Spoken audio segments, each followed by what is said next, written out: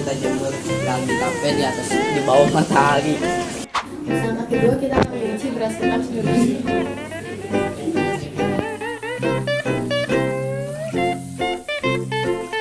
Langkah ketiga kita akan menghaluskan ragi tape.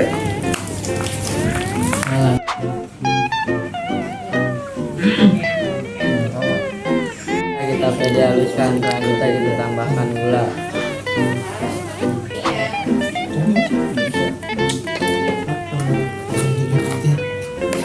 Selanjutnya kukus ketan selama 40 menit.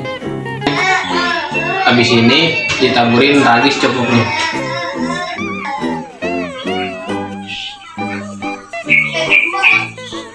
A few moments later. Dan inilah hasilnya.